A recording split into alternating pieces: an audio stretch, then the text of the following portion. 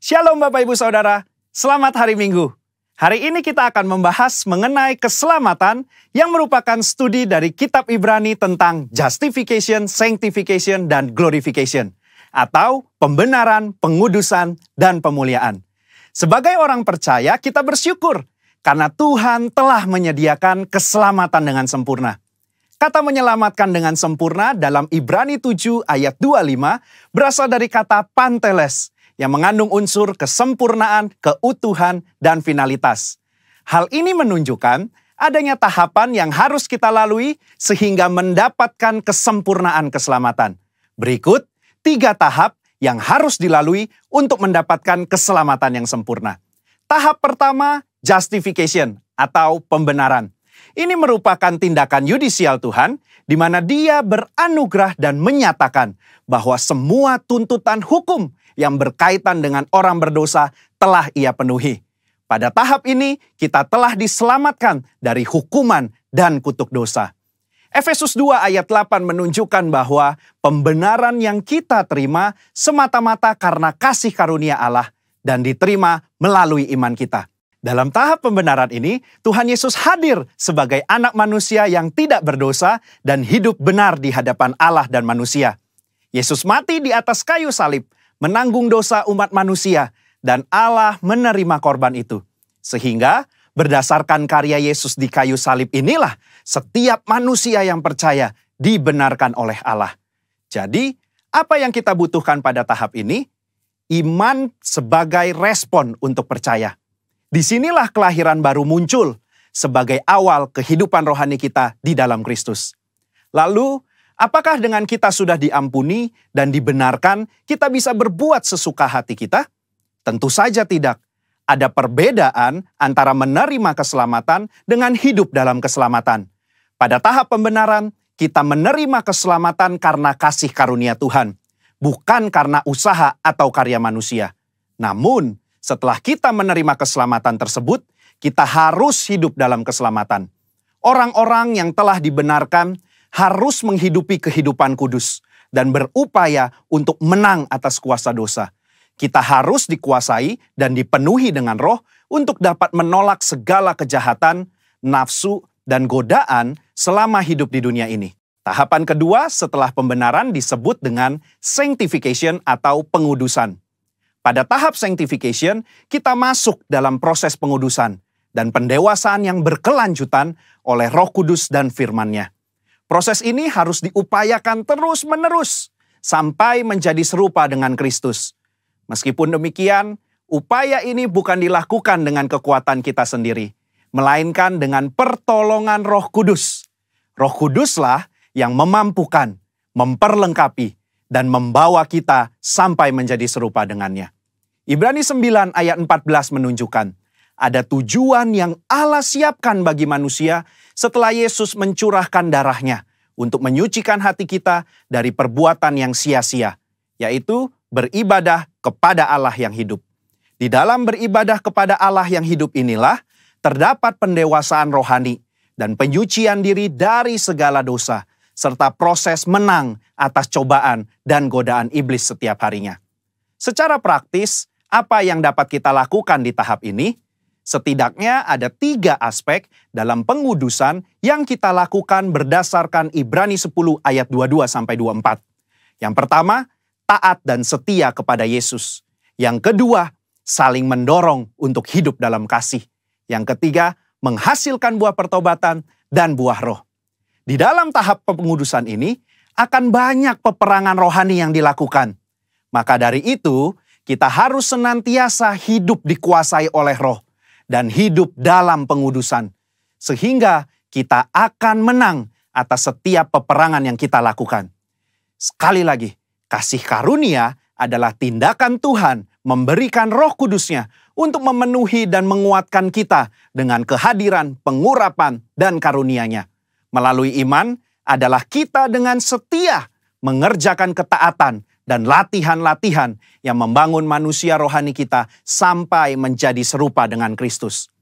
Tahapan ketiga untuk mencapai keselamatan yang sempurna adalah glorification atau pemuliaan. Tahapan ini juga disebut sebagai keselamatan akhir, di mana kita akan diselamatkan dari kehadiran dosa. Artinya, manusia tidak lagi memiliki kehadiran dosa. Di dalam doktrin keselamatan, kondisi ini akan tergenapi ketika Tuhan Yesus datang untuk kali yang kedua. Dan hanya tersedia bagi mereka yang bertahan dan setia selama proses pengudusan. Dan yang telah menjadi serupa dengan gambar Yesus. Ibrani 10 ayat 37 menunjukkan, sedikit waktu lagi ia akan datang. Sudah siapkah kita akan kedatangannya? Apakah kita sudah serupa dengannya? Melakukan perintah dan amanat agungnya dengan benar? Ada 3 hal yang akan dilakukan saat ia datang untuk kali yang kedua. Pertama, ia datang untuk menyempurnakan keselamatan kita dengan cara memberikan kepada kita tubuh kemuliaan. Yang kedua, ia memberikan upah kepada kita hamba-hambanya. Dan yang ketiga, ia menyelesaikan rencananya dengan menghancurkan iblis dan menegakkan kerajaannya. Kesimpulannya, insan Pentakosta menganut doktrin progressive salvation, yaitu bahwa keselamatan tidak didapatkan secara instan, melainkan sebuah proses dan perjalanan yang dituntun dan dipimpin oleh Roh Kudus sampai akhir hidup. GBI menolak pandangan sekali selamat tetap selamat. Jaminan keselamatan itu selalu kita miliki selama kita tetap tinggal di dalam Kristus. Hal ini bukan hanya karena itu adalah tradisi yang diwariskan oleh para pendahulu kita, tetapi berdasarkan studi yang jujur dan komprehensif dari surat-surat Paulus, surat-surat umum, bahkan ketika melihat Perjanjian Lama, inilah Injil yang seutuhnya. Juru selamat kita yang mati dan mencurahkan darahnya untuk mengampuni kita dari dosa dan membenarkan kita di hadapan Allah adalah juru selamat yang sama yang bangkit dan naik ke sorga, mengutus Roh Kudusnya untuk menyucikan dan memberdayakan kita menjadi alat di tangannya, yang juga adalah juru selamat yang sama yang berjanji untuk datang menjemput kita di dalam kemuliaan kekal bersamanya. Saudara, untuk penjelasan lebih lengkapnya dari tim teologi kami, jangan lupa buka link yang ada di atas atau scan barcode yang tersedia. Selamat hari Minggu, Tuhan Yesus memberkati.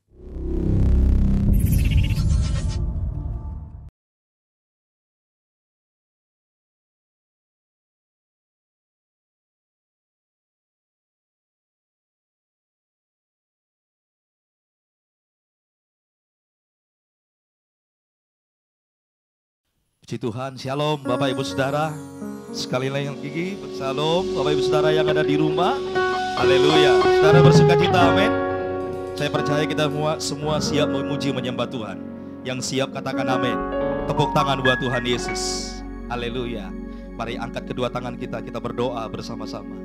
Kami bersyukur ya Abah atas kejadian kami. Sungguh perbuatan-Mu dahsyat, hebat dalam setiap hidup kami ya Tuhan. Engkau jadikan kami indah. Engkau jadikan kami berharga di mata-Mu. Hari ini kami datang membawa doa kami, pujian kami, penyembahan kami. Biar menjadi penyembahan yang harum, indah, berkenan di hadapan. Makasih ya Abah. Terpujilah nama-Mu. Kami siap umat-Mu memuji menyembah Engkau. Dalam nama Tuhan Yesus. Sama-sama berkata, amin. Tepuk tangan buat Tuhan Yesus Bapak Ibu Saudara. Haleluya.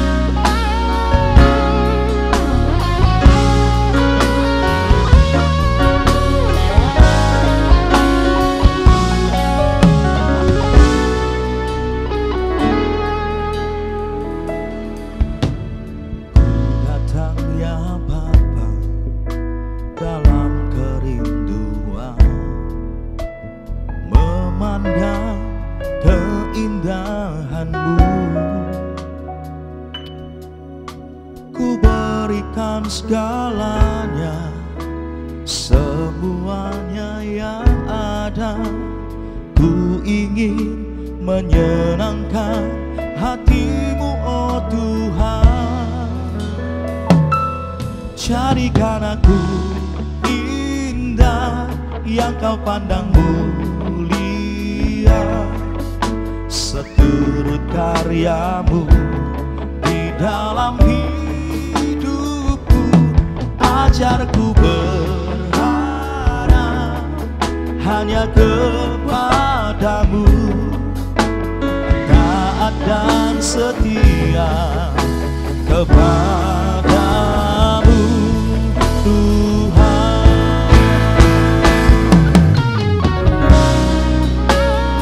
Terima kasih Tuhan, kami bersyukur Engkau Bapa yang baik, Bapa yang mengasihi setiap hati.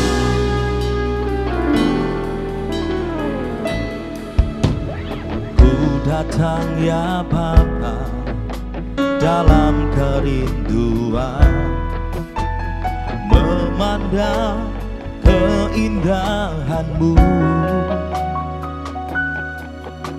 Ku berikan segalanya, semuanya yang ada. Ku ingin menyenangkan hati-Mu, oh Tuhan. Jadikan aku indah yang Kau pandang mulia, seturut karya-Mu di dalam hidupku. Ajarku berharap hanya kepadamu, taat dan setia kepadamu Tuhan. Jadikan aku indah yang Kau pandang mulia, seturut karya-Mu di dalam hidupku. Ajarku berharap hanya kepadamu, taat dan setia kepadamu Tuhan. Bersama-sama dengan iman, jadikan aku indah yang Kau pandang mulia, seturut karya-Mu di dalam hidupku. Ajarku berharap hanya kepadamu, taat dan setia kepadamu Tuhan. Angkat tangan kita, jadikan aku indah yang Kau pandang mulia, seturut karya-Mu di dalam hidupku. Ajarku berharap hanya kepadamu, taat dan setia kepadamu Tuhan. Sama-sama, jadikan aku indah yang Kau pandang mulia, seturut karya-Mu di dalam hidupku. Ajarku berharap hanya kepadamu, taat dan setia kepadamu Tuhan. Taat dan setia, taat dan setia, taat dan setia, taat dan setia kepadamu Tuhan. Mari angkat tangan kita sembah Tuhan Bapak Ibu Saudara. Kami mau taat dan setia Tuhan sampai akhir hidup kami. Kami tetap percaya kepada-Mu Tuhan. Mari umat Tuhan yang ada di rumah, yang bisa mengangkat tangan, mari angkat tangan kita sembah Tuhan. Bebaskan hati kita menyembah. Jesus, we worship you Lord. Oh, hanya Kau yang layak disembah, hanya Kau yang layak dipuji. Selama-lamanya Tuhan kami menyembah-Mu. Oh Jesus, haleluya, haleluya. We worship you Lord. Segala puji, segala hormat kami persembahkan hanya bagi-Mu Tuhan. Oh,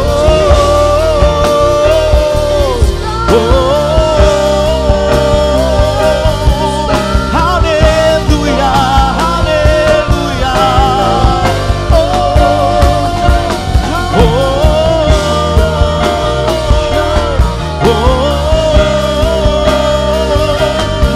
We worship you Lord, we worship you Lord.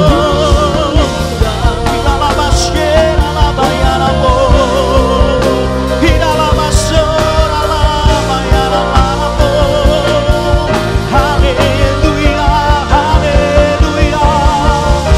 Jesus, Jesus, Jesus, Jesus. Oh,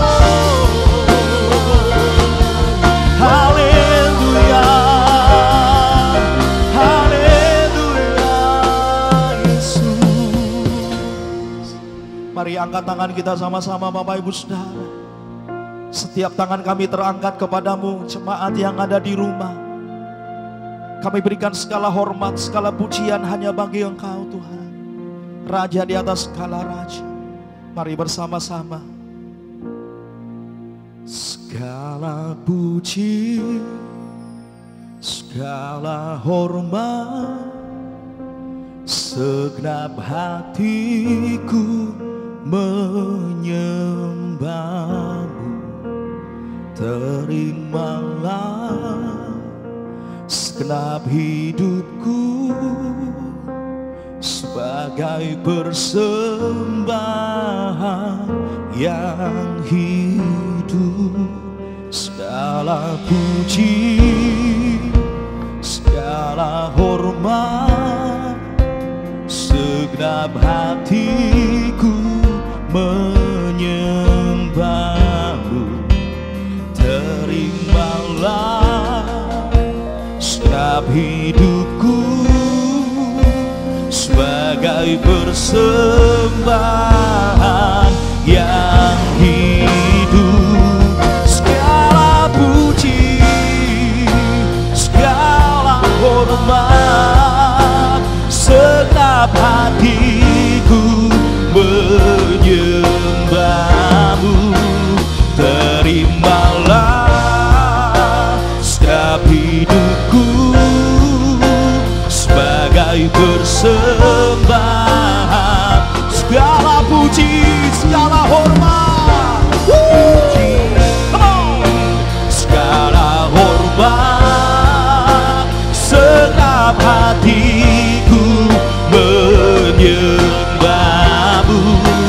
Terimalah segenap hidupku sebagai persembahan. Mari angkat tangan kita sama-sama dengan iman. Segala puji, segala hormat, segenap hatiku menyembah-Mu.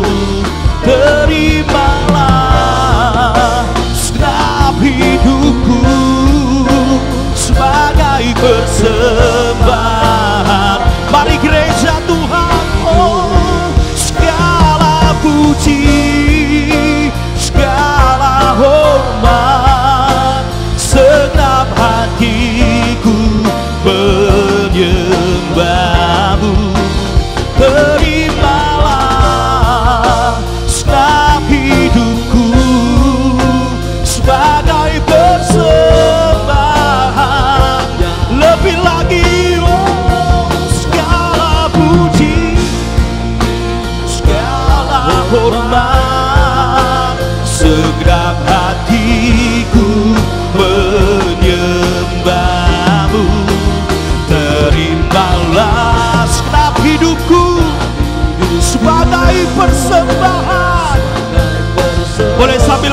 tangan jemaat yang ada di rumah. Segala puji, come on. Segala puji, segala hormat, segenap hatiku menyembahmu. Terimalah segenap hidupku sebagai persembahan yang hidup. Segala puji, segala hormat, segenap hatiku menyembahmu. Terimalah segenap hidupku sebagai persembahan yang hidup. Lebih dahsyat lagi tepuk tangannya Bapak Ibu Saudara. Sorak-sorai, segala puji, hormat, kemuliaan hanya bagi Raja. Terpujilah namamu. Dalam nama Yesus sama-sama berkata amin. Tepuk tangannya lebih dahsyat lagi Bapak Ibu Saudara. Haleluya. Tiba saatnya kita meninggikan nama Yesus. Yang setuju katakan amin. Indonesia meninggikan nama Yesus. Kota-kota di mana kita berada, biar semua kita meninggikan nama Yesus. Sorak-sorai katakan wuh. Haleluya. Tepuk tangan sama-sama Bapak Ibu Saudara. Jemaat yang ada di rumah yang bisa loncat-loncat saudara, amin. Kita semua bersuka cita.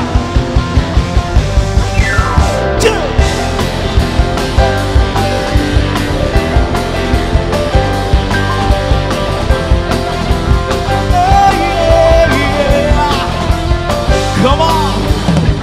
Tiba saatnya kami berkumpul bersatu dari segenap suku dan bangsa, berdiri di hadapan Sang Anak Domba, satu suara menyatakan yang bisa loncat.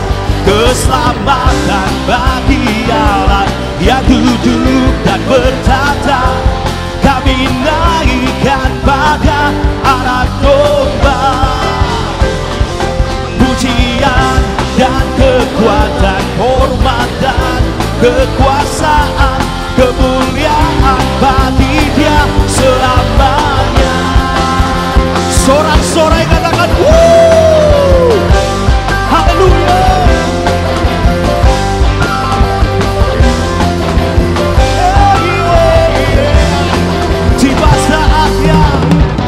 Tiba saatnya kami berkumpul bersatu dari segenap suku dan bangsa, berdiri di hadapan Sang Anak Domba, satu suara menyatakan yang bisa loncat. Keselamatan bagi Allah yang duduk dan bertata, kami naikkan pada Anak Domba. Pujian dan kekuatan, hormat dan kekuasaan, kemuliaan bagi Dia selamanya.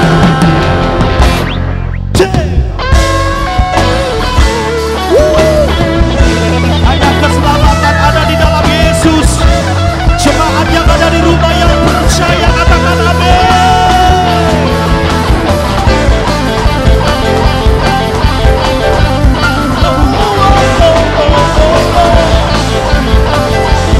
Sama-sama angkat kedua tangan kita dengan iman. Keselamatan bagi Allah yang duduk dan bertata, kami naikkan pada Anak Domba. Sambil tepuk tangan di atas kepala semua. Pujian dan kekuatan, hormat dan kekuasaan, kemuliaan bagi Dia selamanya. Keselamatan bagi Allah yang duduk dan bertata, kami naikkan pada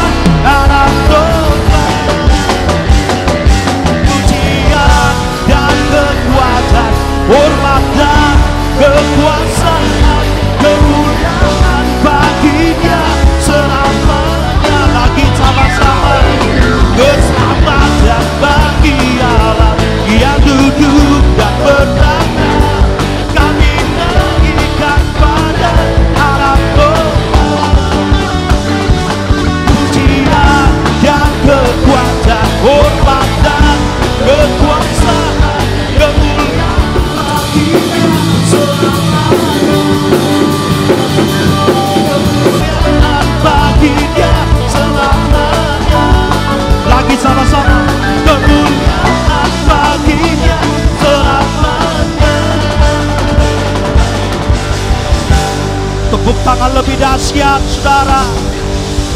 Bisa lebih dahsyat lagi, katakan haleluya. Tepuk tangan tanpa musik, Bapak Ibu Saudara. Wow, haleluya. Saya merasakan dengan iman, saudara, rohnya terus menyala-nyala. Yang setuju katakan amin. Yang setuju katakan yes, haleluya. Tos samping kiri kanan saudara yang ada di rumah, kasih tahu Allah kita hebat, haleluya. Biar kita terus memandang wajah Tuhan. Sampai kapanpun, apapun yang terjadi Bapak Ibu Saudara, kita terus mengejar hadir Tuhan. Hadirat Tuhan itu yang jauh terutama dalam hidup kita. Mari angkat kedua tangan kita.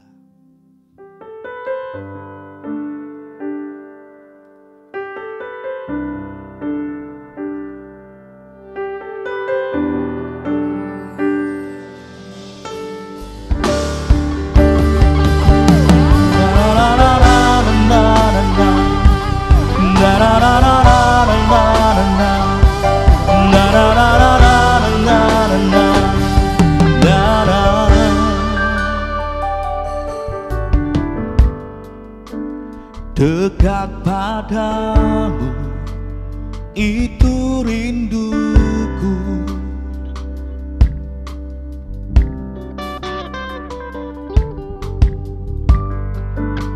Setiap kataku, kau pun menunggu. Tak kusangka ku temukan satu kasih yang abadi. Kini ku datang dan ku bawa hidupku.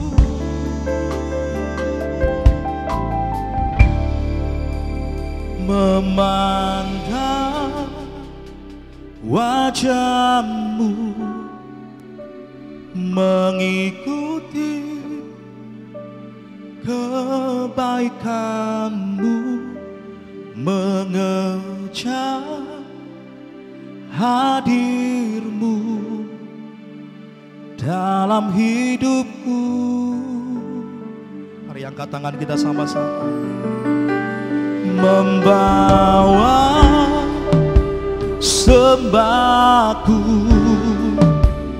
menyatakan kebesaranmu, mengejar hadirmu di dalam hidupku.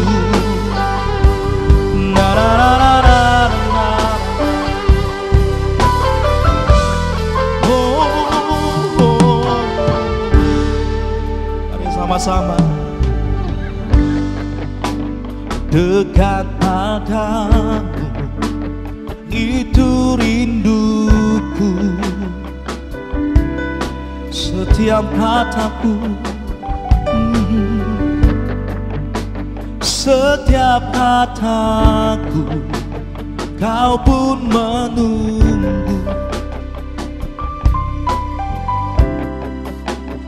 Tak kusangka ku temukan satu kasih yang abadi. Kini ku datang dan ku bawa hidupku.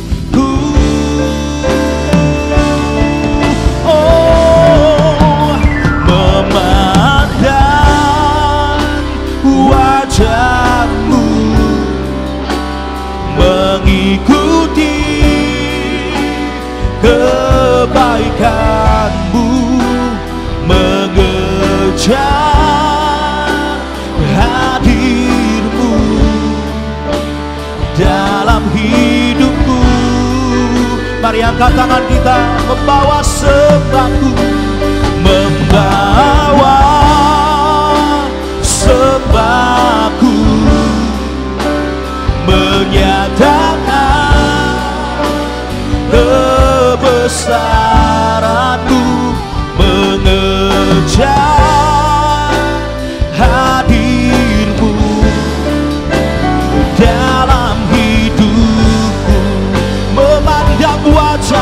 Tuhan, memandang wajah-Mu, mengikuti kebaikan-Mu, mengejar hadir-Mu dalam hidupku, dalam hidupku. Membawa sembahku Tuhan, membawa sembahku, menyatakan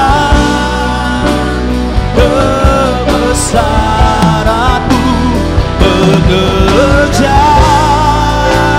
hadir-Mu dalam hidupku, dalam hidupku. Sekali lagi, memandang wajah-Mu, memandang wajah-Mu, mengikuti kebaikan-Mu, mengejar hadir-Mu dalam hidupku, dalam hidupku.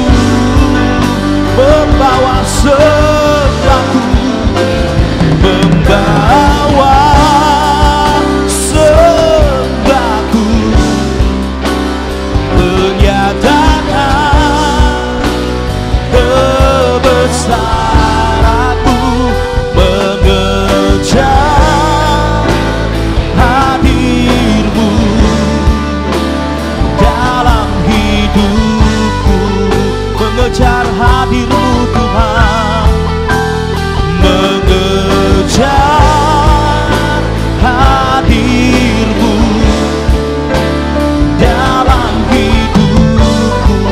Mari umat Tuhan, angkat tangan kita mengejar hadir-Mu, mengejar hadir-Mu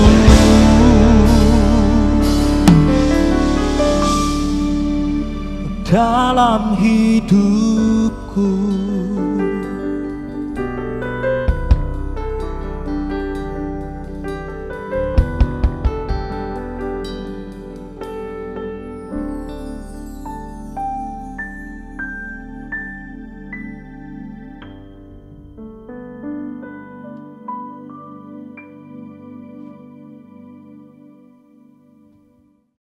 Tentunya kita sudah diberkati dengan pujian dan penyembahan, dan kita sudah menyembah Tuhan dengan luar biasa. Kita akan mendengar firman Tuhan. Mari kita berdoa. Terima kasih Bapa yang baik, kami mengucap syukur untuk hari ini. Biarlah pujian penyembahan kami boleh menjadi korban yang harum di hadapan Tuhan. Selanjutnya kami ingin diberkati, dikuatkan, diteguhkan oleh firman Tuhan. Berbicaralah Tuhan lewat hamba-Mu, supaya kami semua terus-menerus semakin serupa seperti Kristus. Terima kasih Tuhan Yesus, di dalam nama Yesus kami siap diberkati oleh firman Tuhan. Yang percaya bersama-sama kita katakan, amin. Nah, hari ini ada sebuah firman Tuhan yang saya ingin sampaikan kepada saudara yang diambil dari 2 Raja-Raja pasal yang keempat ayat 1 sampai ayat yang ke-6. Saya akan bacakan buat saudara. 2 Raja-Raja pasal yang keempat ayat 1 sampai ayat yang ke-6 dikatakan, salah seorang dari istri-istri para nabi mengadukan halnya kepada Elisa sambil berseru, "Hambamu suamiku sudah mati, dan engkau ini tahu bahwa hambamu itu takut akan Tuhan. Tetapi sekarang penagih hutang sudah datang untuk mengambil kedua orang anakku menjadi budaknya." Jawab Elisa kepadanya, "Apakah yang dapat kuperbuat bagimu? Beritahukanlah kepadaku apa-apa yang kau punya di rumah." Berkatalah perempuan itu, "Hambamu ini tidak punya suatu apapun kecuali sebuah buli-buli berisi minyak." Ayat ketiga dikatakan, lalu berkatalah Elisa, "Pergilah, mintalah bejana-bejana dari luar daripada segala tetanggamu, bejana-bejana kosong, tetapi jangan terlalu sedikit. Kemudian masuklah, tutuplah pintu sesudah engkau dan anak-anakmu masuk, lalu tuanglah minyak itu ke dalam segala bejana. Mana yang penuh, angkatlah." Dan ayat yang kelima dikatakan, pergilah perempuan itu daripadanya, ditutupnyalah pintu sesudah ia dan anak-anaknya masuk, dan anak-anaknya mendekatkan bejana-bejana kepadanya, sedang ia terus menuang. Dan ayat terakhir yang ke-6 dikatakan, ketika bejana-bejana itu sudah penuh, berkatalah perempuan itu kepada anaknya, dekatkanlah kepadaku sebuah bejana lagi. Tetapi jawabnya kepada ibunya, tidak ada lagi bejana, lalu berhentilah minyak itu mengalir. Nah, dari bacaan firman Tuhan hari ini kita melihat ada sebuah masalah besar. Masalahnya adalah, Anda bisa lihat di ayat pertama dan ayat kedua, seorang istri menanggung hutang suaminya yang telah mati. Suaminya dipanggil Tuhan, suaminya mati, tetapi hutangnya tetap hidup. Sehingga sang istri harus menggantikan posisi suaminya sebagai orang yang berhutang. Dan bukan hanya itu saja, anak-anaknya pun akan dirampas untuk membayar hutang, akan dijadikan budak. Tentunya setiap kita juga mempunyai masalah dalam kehidupan kita. Kita menghadapi kesulitan, problema-problema di kantor, di bisnis, bahkan di keluarga kita. Mungkin kita tidak mengalami apa yang dialami oleh wanita ini. Tetapi kita punya beragam masalah lainnya yang kita tidak bisa katakan juga mudah. Kemudian apa solusinya?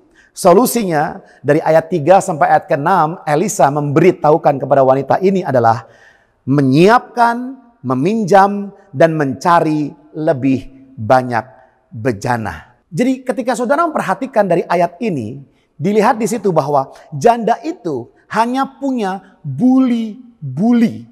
Buli-buli di sini di King James Version disebut sebagai a pot atau small jug of oil, atau bahasa Indonesianya kendi minyak yang kecil. Ya, a pot. Tetapi kemudian Elisa meminta wanita ini menyiapkan, meminjam, dan bahkan mencari lebih banyak bejana. Dari buli menjadi bejana. Dan bejana dalam King James-nya disebut sebagai vessel. Vessel, ya, sebuah kontainer yang tentunya jauh lebih besar daripada hanya sekedar kendi atau a jug atau pot. Bahkan vessel diartikan, kalau Anda bisa lihat di Google Translate, maka Anda akan menemukan vessel itu seperti a ship, sebuah kapal pembawa muatan yang besar. Jadi hari ini firman Tuhan bicara tentang apa? Bagaimana kita bisa dipakai Tuhan sebagai bejana. Bagaimana kita sebagai anak-anak Tuhan bisa dipakai sebagai vessel, sebagai utusan, sebagai tempat yang bisa dipenuhi oleh kekuatan Tuhan, sehingga akhirnya kita bisa keluar dan menjadi berkat bagi banyak orang. Kita berbuah bagi Kristus, kita melayani orang lain, kita berkontribusi terhadap kebahagiaan orang lain, kita berkontribusi terhadap solusi bagi orang lain. Tentunya saya yakin setiap kita mau dipakai Tuhan. Amin. Nah, kita mau perhatikan bersama-sama pesan penting dari kisah ini adalah di ayat yang ke-6. Saya ingin menggarisbawahi ayat yang ke-6, dikatakan, ketika bejana itu sudah penuh, berkatalah perempuan itu kepada anaknya, dekatkanlah kepadaku sebuah bejana lagi. Perhatikan baik-baik. Jawab kepada ibunya adalah, mari kita bersama-sama kita baca. 2, 3. Tidak ada lagi bejana, lalu berhentilah minyak itu mengalir. Jadi pesan yang pertama, minyak adalah sebuah simbol tentang Roh Kudus. Minyak adalah sebuah simbol tentang urapan, ya. Pengurapan itu artinya adalah penguatan tentang kuasa Roh Kudus. Kita dipenuhi oleh Roh Kudus tatkala kita percaya kepada Tuhan Yesus Kristus sebagai Tuhan dan juru selamat kehidupan kita. Maka roh kebenaran, yaitu Roh Kudus, ada di dalam hati kita. Sehingga setiap saat, setiap hari, setiap waktu kita bisa hidup penuh dengan Roh Kudus, yaitu mengizinkan Ia mengalir dalam kehidupan kita, mengizinkan Roh Kudus memanifestasikan kuasanya sehingga kita menjadi bejana yang mau dipakai hanya sebagai tempat penampungan. Kita akan bicara tentang hal ini lebih jauh lagi nanti. Yang pertama, minyak adalah simbol tentang Roh Kudus. Yang kedua, penyebabnya bukannya minyak itu habis. Kalau Anda perhatikan di sini, penyebabnya bukan minyaknya habis lalu sudah tidak ada minyak lagi. Tetapi kita yakin, kita percaya kuasa Tuhan tidak pernah habis. Pengurapan dari Tuhan tidak pernah habis. Roh Kudus tidak akan pernah bisa habis. Kuasanya tidak pernah habis. Mujizat, pertolongan, penyertaan Tuhan dijamin tidak pernah habis dalam kehidupan kita. Lalu yang menjadi penyebab mengapa minyak itu berhenti mengalir adalah minyak itu berhenti mengalir karena tidak ada lagi bejana yang kosong. Catat baik-baik, minyak itu berhenti mengalir karena tidak ada tempat lagi. Tidak ada bejana lagi. Tidak ada penampungnya lagi. Jangan-jangan dalam kehidupan kita tidak lagi mengalami mujizat, tidak lagi mengalami berjumpaan dengan Tuhan, tidak lagi mengalami sukacita, damai sejahtera, bahkan tidak lagi bisa menjadi saksi, menginjil, memberkati orang lain, memuridkan banyak orang. Jangan-jangan kita sudah tidak menyediakan tempat bagi Roh Kudus bekerja dalam hidup kita. Ini bukan tentang mampu atau tidak mampu. Ini bukan tentang bisa atau tidak bisa.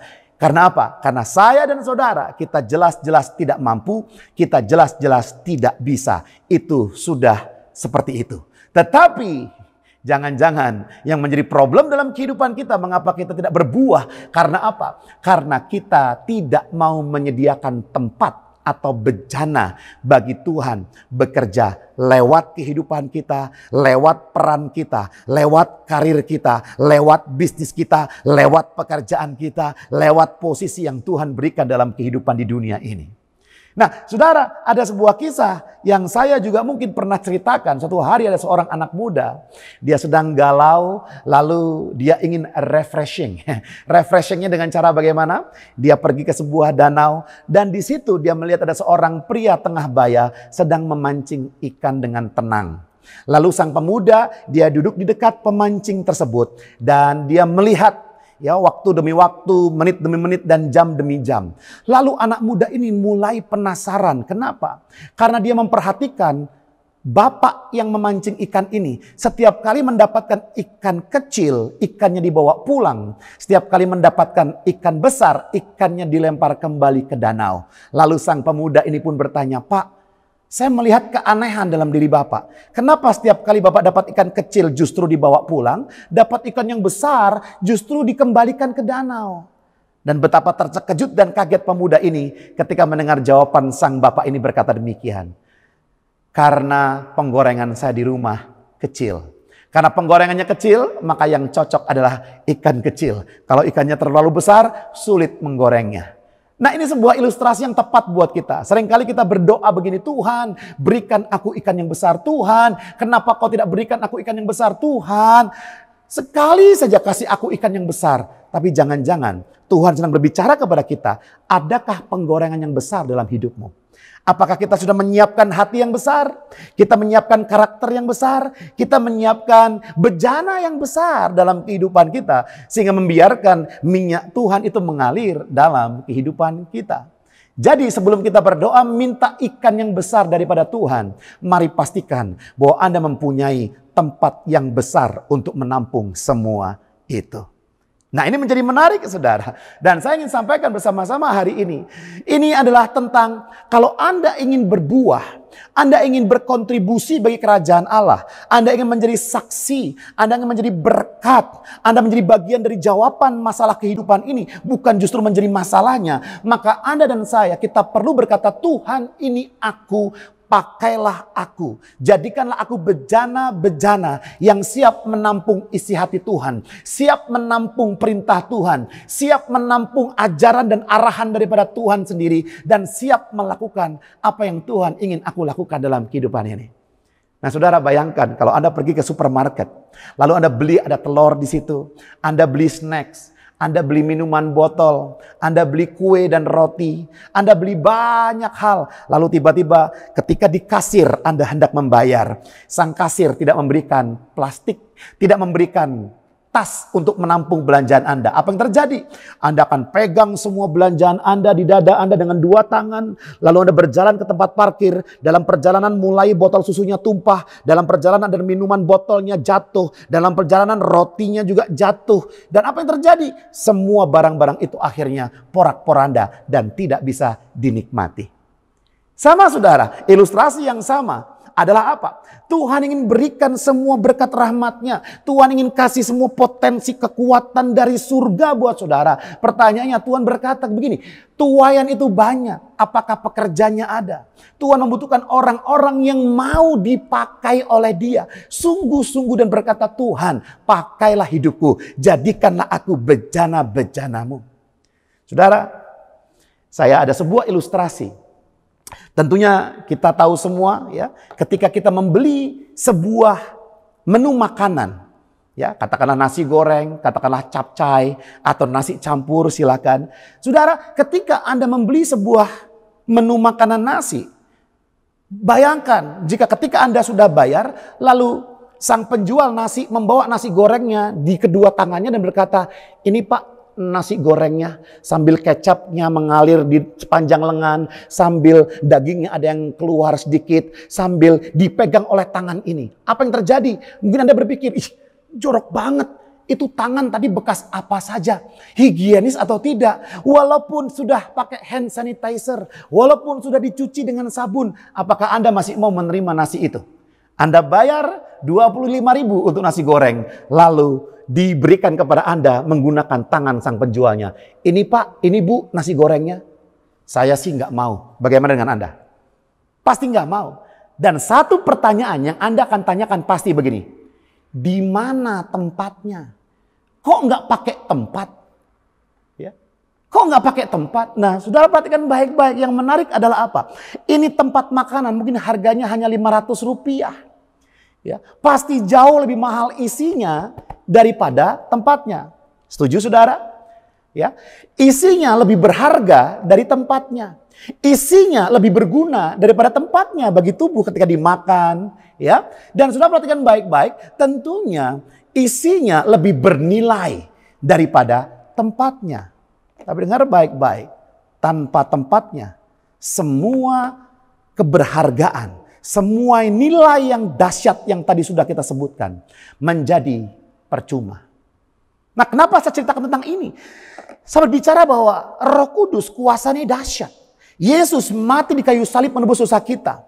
Dia punya segala yang dibutuhkan oleh dunia. Mujizat, kesembuhan, pemulihan. Anda bisa sebutkan apa saja. Kita punya Tuhan yang dahsyat dan luar biasa. Pertanyaannya, apakah ada tempat untuk menampung kedahsyatan Tuhan? Orang-orang di luar sana, dia mencari sebuah jawaban, di mana tempatnya. Dan jika Anda mau bersedia menjadi tempatnya, Anda dan saya, kita yang tidak berharga, kita yang murah, kita yang hidup dalam dosa, kita yang tidak ada nilainya sebenarnya. Tetapi Yesus mau menebus dosa kita, menjadikan kita berharga.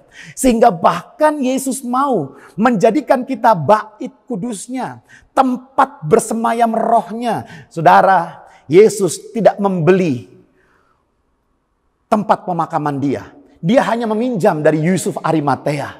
Kenapa? Ya, secara hitung-hitungan bisnis rugi saudara ya. Karena Yesus hanya pakai untuk 2 malam saja. Ya, tetapi perhatikan baik-baik. Yesus menyewa tempat pemakamannya. Tetapi Yesus membeli hidup Anda dan hidup saya. Itu artinya apa? Kita jauh lebih berharga daripada tempat pemakamannya saudara. Dan Yesus membeli kita. Sekarang pertanyaannya adalah apakah kita mau menyadari bahwa ya Tuhan, dulu saya tidak berharga, dulu saya murah, saya hanya bungkusnya, saya hanya tempatnya. Tetapi Anda berkata saya mau diisi dengan Tuhan yang dahsyat itu. Dan orang-orang di luar sana, mereka tidak bisa melihat Roh Kudus menulis sebuah album untuk puji-pujian rohani. Kita nggak bisa berharap Roh Kudus berkhotbah di hari Minggu. Kita tidak bisa berharap Roh Kudus mengetok pintu keluarga kita, teman-teman kita dan memberitakan Injil. Kita nggak bisa berharap Roh Kudus mengadakan KKR sendiri. Saudara, Dia membutuhkan kita yang sudah dibeli dan lunas dibayar. Tuhan membutuhkan kita untuk menjadi tempat persemayamannya. Tuhan mau memakai kita sebagai alat-alat kebenarannya. Apakah kita sadar akan hal itu? Orang-orang di luar sana, mereka perlu melihat Anda dan saya, baru mereka berjumpa dengan Kristus. Maukah teman-teman menjadi tempat, menjadi kotak, menjadi bungkus di mana Tuhan bersemayam dalam kehidupan kita? Jika Anda mau, maka hanya ada 2 syaratnya. Jika Bapak, Ibu, Saudara sekalian, Anda ingin mempersilahkan Tuhan bersemayam dalam kehidupan kita, memakai hidup kita, sehingga kita bisa menjadi berkat bagi orang lain. Syarat yang pertama, bahwa kotak itu harus bersih. Katakan bersih. Bersih. Oke? Nah, Mazmur pasal 24 ayat 3-5. Firman Tuhan berkata, siapakah yang boleh naik ke atas gunung Tuhan? Siapakah yang boleh berdiri di tempatnya yang kudus? Orang yang bersih tangannya dan murni hatinya, yang tidak menyerahkan dirinya kepada penipuan dan yang tidak bersumpah palsu, dialah yang akan menerima berkat dari Tuhan dan keadilan dari Allah yang menyelamatkan dia. Saudara, kalau Anda ingin dipakai Tuhan sebagai bejana untuk kita menampung pengurapan Tuhan, menampung isi hati Tuhan, menampung misi yang Kristus berikan kepada kita, maka Anda dan saya, kita perlu menjadi pribadi yang bersih. Bersih tangannya, berbicara tentang tidak berbuat kejahatan, tidak berbuat dosa lagi. Hatinya bahkan murni. Dan firman Tuhan Yohanes 15 ayat 3 memberikan kepada kita sebuah kekuatan. Kenapa? Karena firman Tuhan berkata, kamu memang sudah bersih karena firman yang telah kukatakan kepadamu. Firman Tuhan itu membersihkan kita, dan kata bersih bahasa Yunaninya adalah katatos. Katatos artinya free from sin, free from guilt. So Anda sudah dibebaskan dari hukuman dosa, dan Anda jangan lagi ada yang terus merasa bersalah. Berdamailah dengan diri Anda. Kita semua pernah melakukan kesalahan, dan kita mensyukuri Tuhan menolong kehidupan kita. Tuhan mengampuni kita. Jadi saudara, perhatikan baik-baik. Anda ingin dipakai Tuhan menjadi bejana yang akan menjadi berkat bagi orang lain, maka Anda dan saya, kita harus membersihkan diri kita. Membersihkan tangan dan hati kita dari setiap kejahatan yang ada. Nah saudara, Tuhan juga menegur orang-orang ahli Farisi pada Matius pasal 23 ayat 26 sampai 28. Kita akan baca saudara. Firman Tuhan berkata, hai orang Farisi yang buta, bersihkanlah dahulu sebelah dalam cawan itu, maka sebelah luarnya juga akan bersih. Celakalah kamu ahli Taurat dan orang Farisi, hai kamu orang munafik, sebab sama seperti kuburan yang dilabur putih, yang sebelah luarnya memang bersih tampaknya, tetapi sebelah dalamnya penuh tulang belulang dan pelbagai jenis kotoran. Demikianlah juga kamu, di sebelah luar kamu tampaknya benar di mata orang, tetapi di sebelah dalam justru kamu penuh kemunafikan dan kedurjanaan. Saudara, menjadi bersih itu bicara apa? Yang pertama, tidak munafik. Yang kedua, tidak lagi berbuat jahat. Jangan sampai kehidupan kita sepertinya baik, dalamnya jahat. Sepertinya kudus, dalamnya kudis. Sepertinya di luarnya penuh dengan kerohanian yang mantap, ternyata di dalamnya bobrok. Mari saudara, kita kembali kepada apa? Kepada sebuah usaha yang sungguh-sungguh. Dan berkata, Tuhan, ini aku mau berbuah. Aku mau menjadi berkat bagi banyak orang. Aku mau lewat kehidupanku, Tuhan memakai aku. Biarlah keluargaku percaya Yesus karena melihat apa yang kulakukan di rumah. Biarlah karyawan-karyawan atau rekan kerja, bahkan atasanku, bisa merasakan kasih Kristus karena aku bekerja di perusahaan itu. Biarkan murid-murid di sekolah semuanya, mereka bisa berjumpa dengan Tuhan Yesus yang penuh kasih itu ketika aku mengajar di kelas. Dan buat saya saudara, saya mau ketika saya menjadi seorang trainer, ketika saya melakukan pekerjaan saya sebagai seorang coach atau sebagai seorang motivator, saya mau supaya orang-orang peserta-peserta pelatihan, mereka bisa melihat bahwa ada sesuatu yang berbeda dalam diri Anda. Dan mereka akan bertanya, apa yang menjadi kunci engkau bisa seperti itu? Maka disitulah saya akan berkata bahwa Tuhan Yesus yang mengubah kehidupanku. Jadi saudara, bukan hanya kita membangun kehidupan aksesoris, bersih sepertinya di luar, nampaknya, kelihatannya sepertinya, tetapi ternyata di dalamnya kotor. Jadikan hari Minggu ini evaluasi kita bersama-sama untuk menjadi bungkus, menjadi kotak, menjadi kontainer, menjadi bejana. Kita perlu pastikan hati kita, tangan kita bersih dan murni. Stop munafik, stop berbuat jahat. Yang kedua, syarat menjadi bejana Roh Kudus. Yang pertama bersih. Maka kalau Anda perhatikan baik-baik, ya tentunya kita beli makanan, kita nggak mau kotak yang kotor. Dan saya tahu seorang ibu juga ketika dia ingin menuangkan susu, nggak mungkin pilih gelas yang kotor. Pasti mau yang bersih. Ya, ketika Anda beli menu makanan, Anda berharap tempatnya bersih dan bukan hanya bersih, tetapi kosong. Karena tempat yang sudah penuh berisi, nggak bisa lagi diberikan isi yang lain.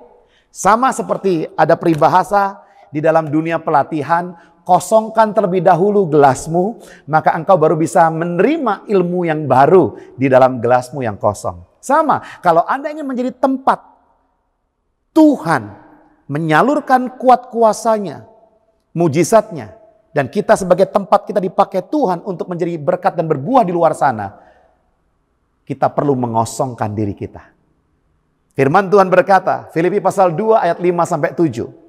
Hendaklah kamu dalam hidupmu bersama menaruh pikiran dan perasaan yang terdapat juga dalam Kristus Yesus, yang walaupun dalam rupa Allah tidak menganggap kesetaraannya dengan Allah sebagai milik yang harus dipertahankan, melainkan telah mengosongkan dirinya sendiri dan mengambil rupa seorang hamba dan menjadi sama dengan manusia. Dan kata mengosongkan dirinya, itu bahasa Inggrisnya made himself of no reputation to empty. Jadi Yesus sampai apa? Tidak mempedulikan reputasi, nama baik, mengosongkan dirinya apa? Tidak cari muka, tidak cari posisi, tidak cari jabatan, tidak cari keuntungan, dan hanya Tuhan yang tahu apa yang ada dalam hati kita. Saudara, jika Anda ingin dipakai Tuhan sebagai bejana tempat Tuhan menyatakan kuasanya, maka Anda dan saya pastikan tangan kita bersih, hati kita bersih, hidup tidak munafik, hidup tidak berbuat jahat. Yang kedua, kita perlu mengosongkan diri kita. Bicara apa, saudara? Mengosongkan dirinya. Ya, itu bicara apa? Bicara bahwa dia melepaskan semua haknya. Tidak menjadi orang yang membesar-besarkan ego, gengsi, kesombongan, arogan. Tidak, saudara. Tuhan tidak bisa bekerja maksimal di dalam diri orang-orang yang masih tinggi hati. Orang-orang yang masih mencari popularitas diri sendiri. Tidak, saudara. Tuhan mau cari orang-orang yang mau berkata, Tuhan, aku hanyalah bejana kosongmu. Sehingga ayat 9 dalam Filipi pasal yang kedua, akibatnya apa? Karena Yesus mengosongkan dirinya, akibatnya apa? Ada sebuah kata, itulah sebabnya. Ini akibat. Itulah sebabnya Allah sangat meninggikan dia dan mengaruniakan kepada Yesus nama di atas segala nama. Saudara, kerendahan hati selalu mendahului keberhasilan di dalam hidup menurut firman Tuhan. Jadi saudara, kosong itu artinya apa? Kita tidak memegahkan diri, kita tidak mencari keuntungan sendiri. Semua hanya tentang Tuhan. Mari saudara, hari ini bersama-sama saya mengajak, jika Anda berkata, Tuhan, ini aku, pakailah aku. Dan aku mau menjadi murid-Mu yang taat, yang setia, bahkan yang berbuah. Firman Tuhan berkata, yang tidak berbuah akan dipotong. Yang sudah berbuah akan terus dibersihkan supaya semakin banyak berbuah. Saudara, kalau Anda mau terus dibersihkan oleh Tuhan, lebih banyak berbuah, terus berbuah di dalam Kristus, maka pertanyaannya hari ini adalah, apakah Anda mau dipakai sebagai bejana kosong Tuhan? Apakah Anda mau dipakai sebagai kontainernya Tuhan? Ya, Tuhan bisa langsung memakai mujizat. Ya, Tuhan bisa menampakkan dirinya. Ya, Tuhan bisa memberkati orang-orang di luar sana secara langsung. Iya. Namun saudara, Tuhan berkata apa? Pergilah, jadikanlah bangsa muridku. Beritakanlah Injil. Muridkanlah mereka. Baptislah mereka. Tuhan mau partnership dengan kita. Tuhan yang punya kuasa. Tuhan yang punya nilai besar. Tuhan yang mempunyai keberhargaan yang luar biasa. Dia memilih untuk menitipkan semuanya itu ke dalam sebuah box, ke dalam sebuah bejana kosong. Bejana yaitu hidup kita. Mari hari ini saya tantang Bapak Ibu Saudara sekalian. Jika Anda mau dipakai Tuhan, maukah Anda menjadi bejana yang bersih? Bersih dari kotoran kemunafikan. Bersih dari kotoran niat-niat buruk. Bersih dari ragi-ragi. Ya, kejahatan-kejahatan yang kita lakukan, baik di dalam pikiran, perkataan, tindakan kita, maupun yang di dalam hati kita. Mari kita renungkan baik-baik. Apakah hidupku sudah melakukan kebenaran, atau jangan-jangan aku masih banyak berbuat jahat? Bersihkan, minta Tuhan bersihkan kehidupan kita. Dan yang kedua, maukah Anda menjadi bejana yang kosong? Bukan hanya bejana yang bersih, bejana yang kosong. Ini bicara apa, saudara? Enggak apa-apa, enggak dipuji. Enggak apa-apa, enggak populer. Enggak apa-apa, enggak dihargai. Karena Tuhan pun demikian. Kita belajar untuk rendah hati, tidak memegahkan diri, dan tidak mencari keuntungan sendiri. Dan saya percaya jika saudara meresponi firman Tuhan ini, maka Tuhan akan pakai kita menjadi saluran berkat bagi banyak orang. Haleluya. Puji Tuhan. Mari kita berdoa bersama-sama.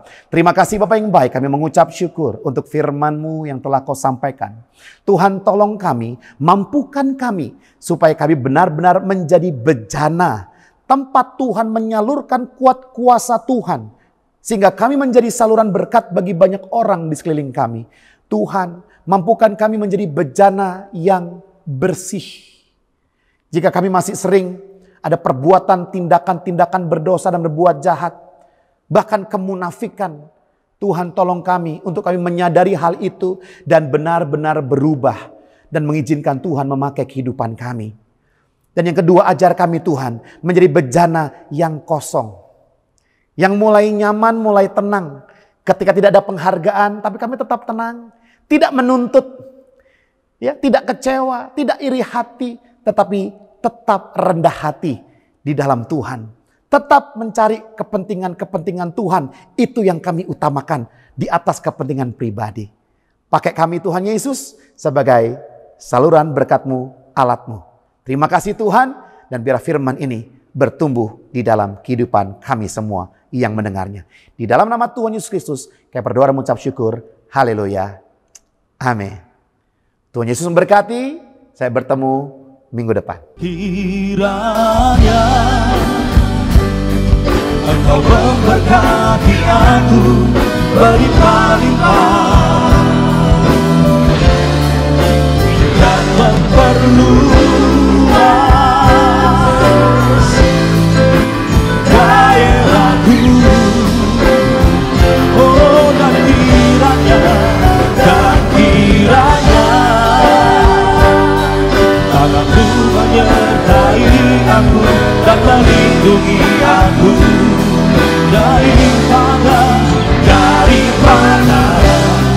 malapetaka, sehingga kesakitan tidak menimpa aku. Mari angkat dua tangan kita dan terima. Kiranya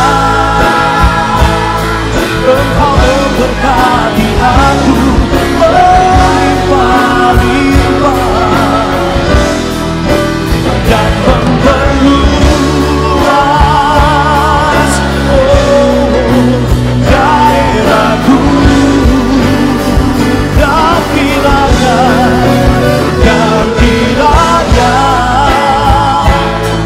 tangan-Mu menyertai aku dan melindungi aku daripada malapetaka, sehingga haleluya tidak menimpa aku, sehingga kesakitan tidak menimpa. Sekali lagi sama-sama dengan iman.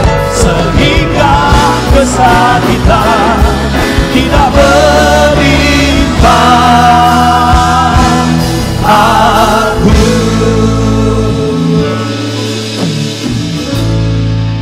Mari kita angkat kedua tangan kita, arahkan hati iman kita sama Tuhan. Kami terima dimensi yang baru atas hidup kami. Kesehatan, usaha, pekerjaan, studi, pelayanan. Sebab kasih yang limpah dari Allah Bapa buat hidup kami naik, bukan turun, jadi kepala, bukan jadi ekor. Cinta kasih anak yang tunggal Tuhan Kristus membuat perjalanan hidup kami pasti beruntung dan berhasil. Keluarga, rumah tangga kami disebut berbahagia. Persekutuan kuasa Roh Kudus menjadikan kita menjadi garam dan terang dunia, menjadi saksi Yesus yang sempurna sampai Tuhan datang menjemput kita di awan permai, bahkan sampai selama-lamanya. Kita yang percaya terima berkat Tuhan dan mau jadi berkat, sama-sama katakan amin. Tuhan Yesus memberkati kita semua berlimpah-limpah. Shalom.